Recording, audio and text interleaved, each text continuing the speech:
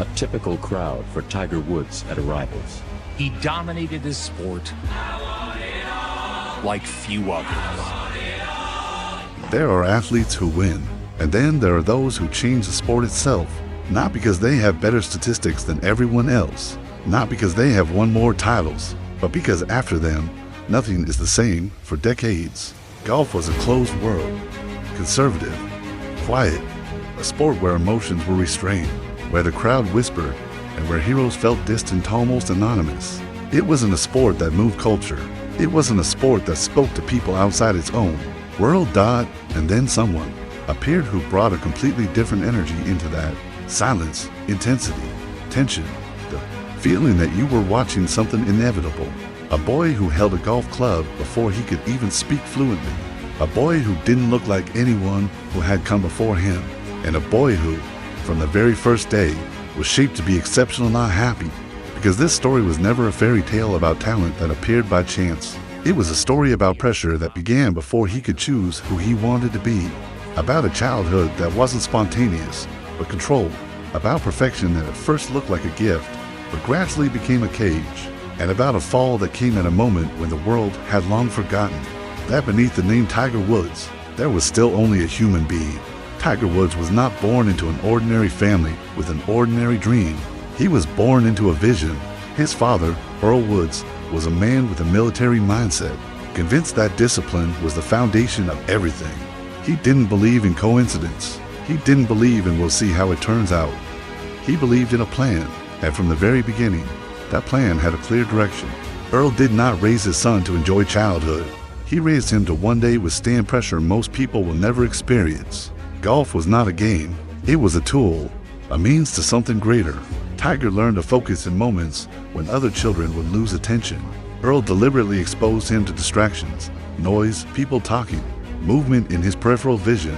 He wanted his son to learn to ignore the world, to shut everything out and remain only with the ball, the club, and his own breath. And it worked, almost frighteningly well. Tiger learned to suppress emotions before he could even name them. Joy, anger, frustration, everything had to stay inside. On the surface there had to be calm, control, an empty expression that revealed nothing. From the outside, it looked like perfect preparation for elite sport. But inside, a personality was slowly forming that knew no mode other than performance. Tiger did not learn how to lose. He learned not to allow failure. Every mistake was not just a mistake, it was a disruption of the plan. And the plan was everything. The way he was guided turned him into someone who could be alone for hours, days, years. Solitude was not a punishment. It was a natural state. And this isolation, mental and emotional, would later become his greatest advantage and his greatest weakness. When he appeared in junior and amateur golf, it was immediately clear he was different, not only technically, but in presence. Other kids played golf. Tiger controlled it. He wasn't playing against the course, he was playing against expectation. He won with a calm that felt almost unsettling. No celebrations, no emotional outbursts, as if victory were not a goal, but an obligation. People didn't just see talent, they saw a project that worked, a future unfolding exactly according to script. And with every victory, an aura of inevitability began to form around him, as if even then it was clear the question was not whether he would be the best, but when. And while the world started talking about a new star, Tiger kept closing in on himself, because for him, golf was never an escape. It was identity, the only place he had certainty, the only place he had control. And right here, inside this perfect system, the foundations were laid for a story that would one day lead not only to the summit, but also to the fall. When Tiger Woods arrived at Stanford, it was clear this wasn't another chapter, but a transition point. College golf was not the destination, it was a waiting room. The world already knew about him. The media followed him. Every start was analyzed, every shot dissected. Yet Tiger seemed untouched by the pressure, as if mentally years ahead. Stanford gave him education, structure, and an illusion of normality, but the reality was different. Even then, he knew his place was elsewhere, among professionals, where the game isn't played for trophies of joy, but for history. The decision to turn pro came early, and it was inevitable.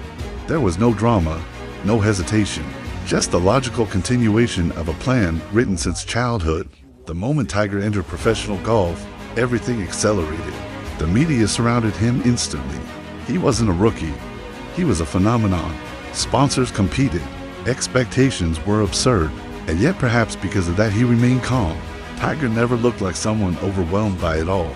He had been raised to treat the world as background noise, and that noise had now reached maximum volume.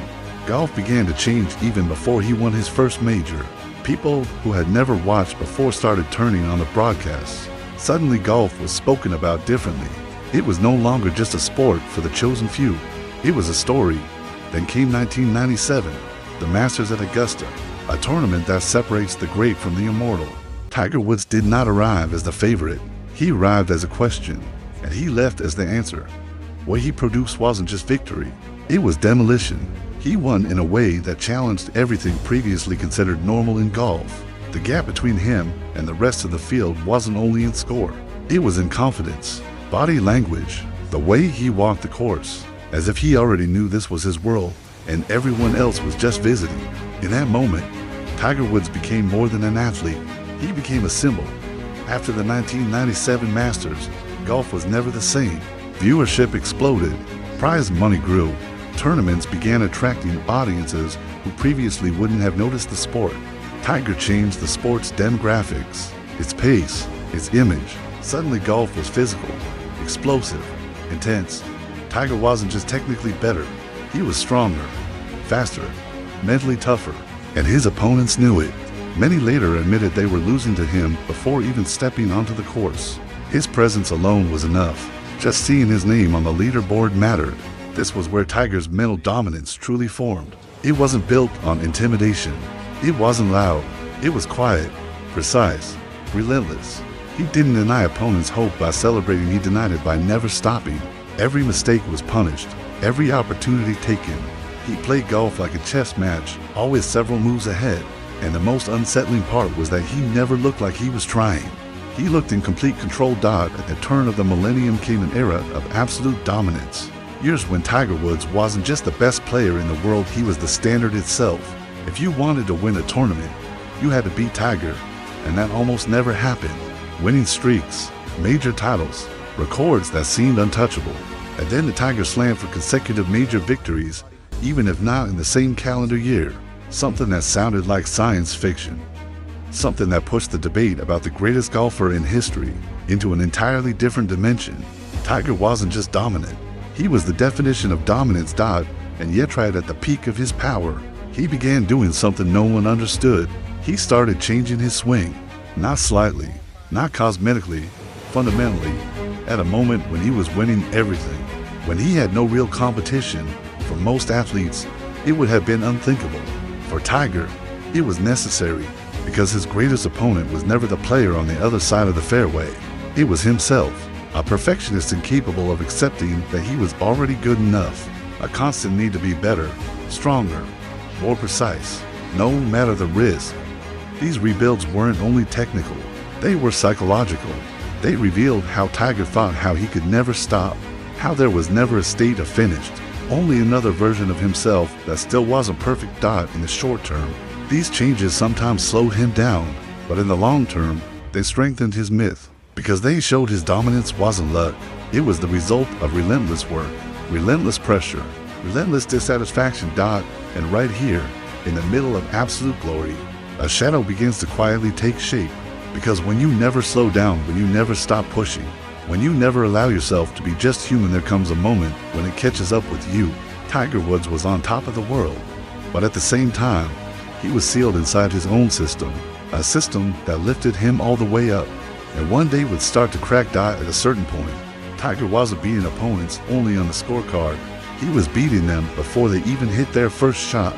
His presence rewired the psychology of the entire sport. Players who, in other tournaments, would have fought for victory were suddenly playing for second place, not because they had given up, but because they knew who was standing on the course with them. When Tiger's name was on the tee sheet, the pressure moved off him and onto everyone else. Every mistake they made felt final. Every hesitation came with a price. And the worst part was that Tiger almost never made mistakes, at least not when they mattered. His mental dominance wasn't theatrical. It wasn't loud. Tiger didn't shout, didn't provoke, didn't try to intimidate with gestures. His power lived in silence, in the way he showed no emotion after a birdie, in the way his face didn't change after a mistake. Opponents saw someone who didn't unravel, who didn't speed up, who didn't lose control, and slowly it hit them. They were playing against someone who was mentally somewhere else entirely. Tiger looked like he had unlimited time, like pressure didn't apply to him. And that was what destroyed people the most, because pressure you don't feel can be transferred to someone else in those years. People started talking about Tiger's aura, about the feeling that when he was on the course, you were playing against something impersonal, against a machine, against a system with no weakness. And yet inside that system, something dangerous was beginning to happen. Tiger was used to controlling everything, every detail, every aspect of his game. And that's exactly why he chose to take another radical step, rebuilding his swing again and again, not because he had to, but because he couldn't stop. The hunger for perfection was stronger than the instinct for self-preservation. That obsession carried him to one of the greatest performances in sports history. 2008, the US Open. Tiger shows up with a damaged knee, playing through pain that would have sidelined most athletes for months. Every step hurt, every swing was a risk, and still he kept going day after day, shot after shot, not because he wanted to prove something to the world, but because he didn't know any other option. Withdrawing wasn't in his vocabulary. He pushed through pain, through the limits of his own body, all the way to a playoff win, a victory celebrated as a symbol of unbreakable willpower, as proof that Tiger Woods was more than human. But this is where the bill started coming due. The body remembers everything, and Tiger pushed it far past what was reasonable. Knee, back, Achilles, a chain of injuries that didn't appear overnight, but were the consequence of years without boundaries. And while the public saw a hero battling through pain, the internal balance began to collapse physically and psychologically. Tiger was still a winner, but he was no longer whole. Then came his personal life. From the outside it looked perfect: family, marriage, children, the image of a calm, disciplined champion. But that facade was a brutal contrast to reality. Tiger had been raised for performance, not openness, not emotional work, not balance. Golf was where he had control. Off the course, he didn't. And the bigger the legend became, the greater the gap between who he was in public and who he was in private. In 2009, that gap exploded. A car crashed the first crack in the flawless image, and then an avalanche. The infidelity revelations. The media that had built him up for years now tore him apart without mercy. Tiger Woods went from hero to target. Every detail of his private life became public, every mistake amplified. The world watched an icon fall in real time, and for the first time, something appeared that had never been visible before: a loss of control. That moment wasn't just a scandal, it was a turning point. Tiger lost focus, lost calm, lost the identity he had built his entire life on unshakable control. Golf stopped being a refuge. It became another place where he felt pressure. And without mental superiority, without the aura of inevitability, he became vulnerable. Opponents were no longer playing a myth. They were playing a man, and a man can make mistakes. This was the era when people started whispering about the end. Not loudly, not all at once, but gradually. Injuries, weaker performances, coach changes, comebacks that didn't work. Tiger Woods, who once defined perfection, was now trying to find himself again. And a world that only knew him as a winner wasn't ready to watch this kind of decline. After 2009, Tiger didn't collapse overnight. He fell apart slowly, piece by piece. And that was the worst part, because there wasn't one moment you could point to and call the end. Just a chain of days where each one felt heavier than the last. The world felt like it was watching an icon fall. Tiger felt like he was watching himself come undone.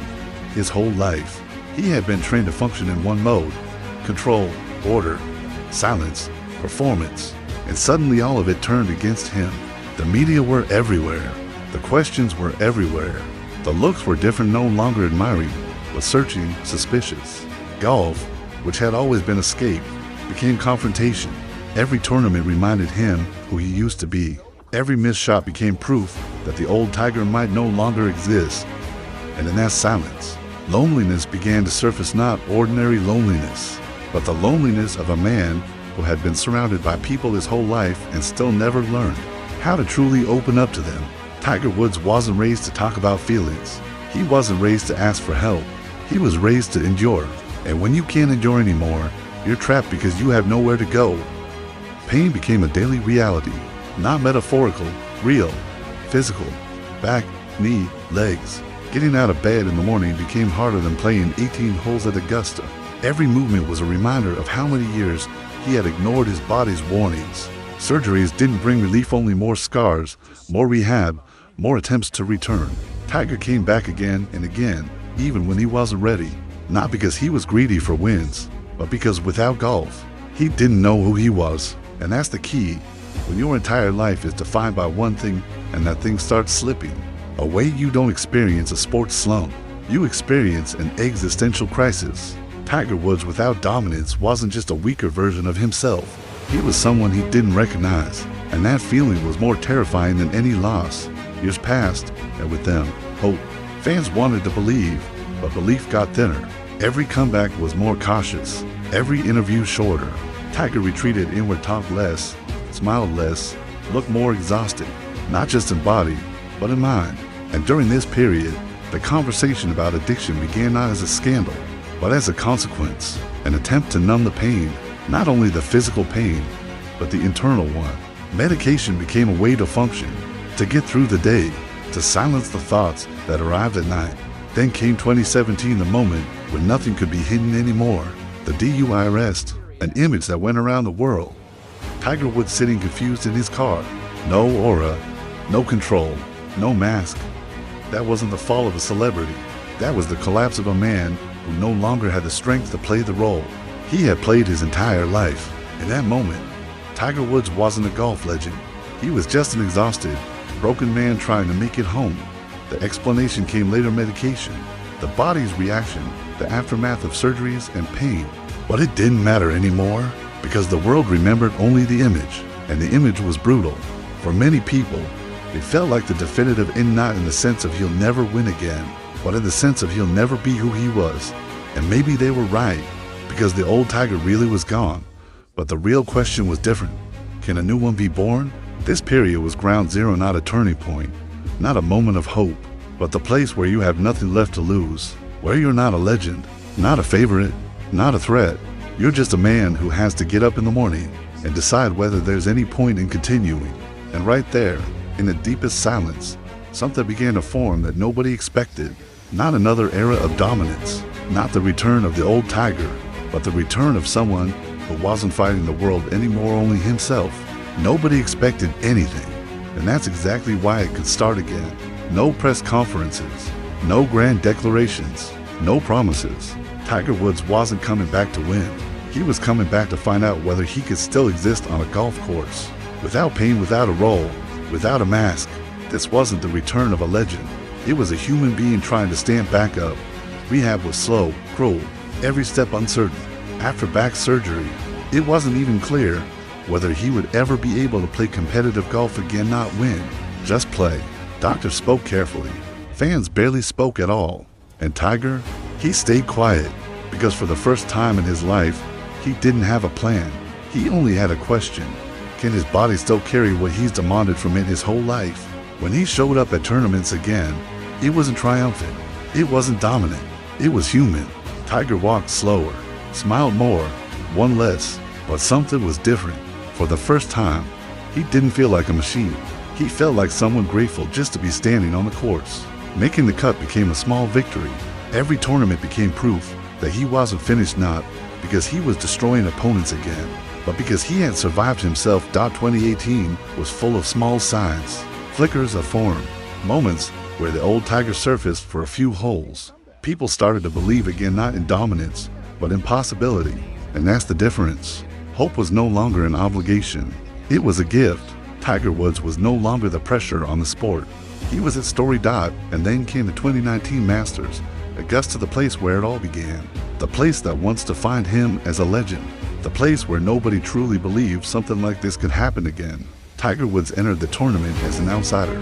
No expectations, no role as the favorite. Just a man carrying years of pain, falls, surgeries, and doubt. And yet, as the tournament moved forward, something began to change, not on the leaderboard, but in the air. People watched every step. Every shot was wrapped in silence mixed with hope. Tiger didn't play aggressively. He didn't play recklessly. He played smart, patient, like someone who understands that winning isn't about power anymore, it's about survival. Hole by hole, he stayed in it, quietly, without emotional explosions. And still, you could feel something extraordinary building that Sunday. The final round. Augusta wins still. Tiger Woods, written off just a few years earlier, stood on the edge of something. That didn't make sense, and that's exactly why it worked. He wasn't playing against opponents. He was playing against time, against his own past, against a body that had betrayed him over and over. Every shot was a return. Every putt was a question. Is it still there? And then it happened. The last hole, the final putt, the ball dropped, and Tiger Woods won the Masters. The greatest comeback in golf history, maybe in sport, period. Not because he dominated again, but because he came back from a place people don't come back from: pain, humiliation, silence, rock bottom. And for the first time in his life, he wasn't holding his father in his arms, he was holding his children. In that moment, the circle closed. Not the legend, the man. This wasn't a victory over the world. It was a victory over himself. Tiger Woods was no longer who he used to be. He was someone else, more fragile, more vulnerable, but maybe stronger than ever. Because only after losing everything did he understand what actually mattered. That's why this moment wasn't just athletic. It was human. And that's why it will never be forgotten. When news broke in 2021 of another car crash, the world didn't react with shock. It reacted with silence, the kind you feel when you hear something you didn't want to hear, but always knew might come. Tiger Woods crashed alone, with no one else at fault. No scandal, no sensation, just a brutal accident that changed everything in seconds. This time it wasn't about returning to the course, not about tournaments, not even about a career. It was about a leg, about walking, about the basic ability to exist normally. The injuries were devastating. Open fractures, complex surgeries. Doctors fought to save the leg at all. Hours in the operating room, uncertain forecasts, long weeks with no answers. And for the first time, Tiger Woods was forced to face a reality that no mental weapon can defeat. No routine, no plan, no control, only waiting and fear. His whole life, he had been taught that pain is an obstacle you can overcome, that limits are illusions, that willpower is enough. But this time, the body said no clearly, and that was the moment something finally broke, not outwardly, inside. He changed golf physically, mentally, and culturally. He helped turn it into a global sport. He inspired generations of players who grew up believing golf is not a quiet game, but a brutal mental battle. And at the same time, his story reveals the dark side of that philosophy: what happens when identity is built only on performance, when there is no plan B, when stopping feels like failure. Today, Tiger Woods is no longer a question of the future. He is a question of acceptance of himself, of his body, of what was, and of what will never be again. And that is what gives his story a depth no additional victory can surpass. Because true greatness is sometimes not revealed in how much more you can still gain, but in how well you can accept loss. And maybe that is why his story doesn't end in defeat. It doesn't end in victory either.